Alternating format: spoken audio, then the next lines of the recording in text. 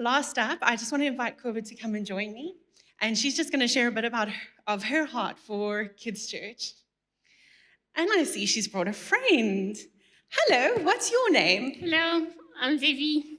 Nice to meet you, Ziggy. Well, welcome to both of you.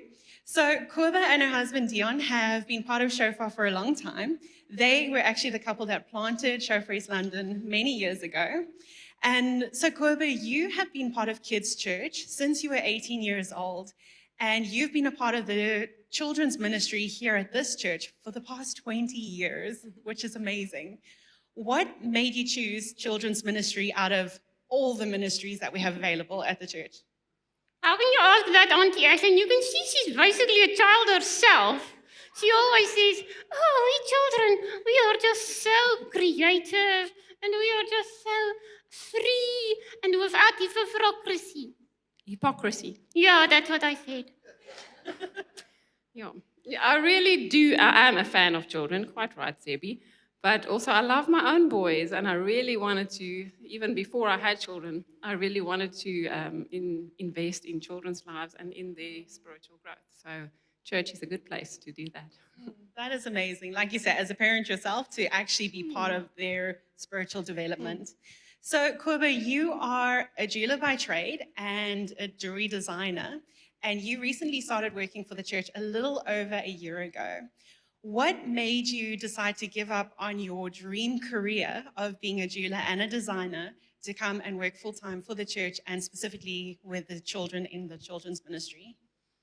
Yeah, that was a little bit difficult. I had some questions about it, but yeah, I just had this feeling that I had so much of the wonderful Jesus inside of me that I didn't know if I would be able to reach enough people, if it's just me and myself in my little workshop making jewelry. So I kind of, felt that there must be more.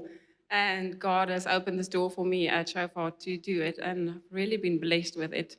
Auntie Koba, tell them about Auntie Rosemary and how she prayed for you and how the kids at Kids Church are actually like jewels. We're like jewelry in eternal jewelry. Yes, you said it. I did. You did. Oh, good.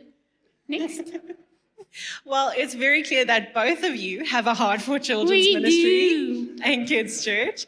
And it is amazing what you guys do. I mean, we hear some of the stories that come out of Kids Church, and it really is incredible how lives are being changed. What is the one thing or the most important thing that you would encourage, or the why that you would encourage both parents or just people with a heart for children's church and kids ministry just to actually get involved? Yes, so yeah, I really feel that it's because Jesus said so. He said, go into the nations and make people my disciples, or children my disciples.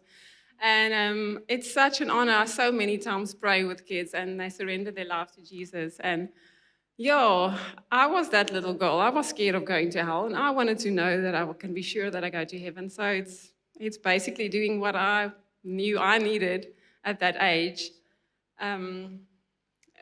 We play a lot with them, and they're always the little ones, odd ones out. And I was that little odd one out. It's kind of paying it forward. There's a verse in 2 Corinthians 9 that says, I become all things to all men that I might by all means win some.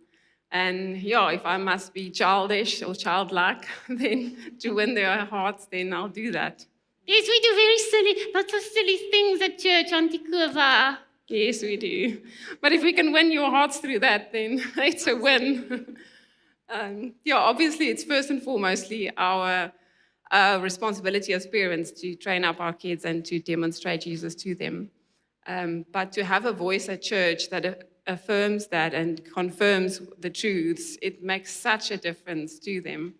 So we keep on doing what we are doing. What?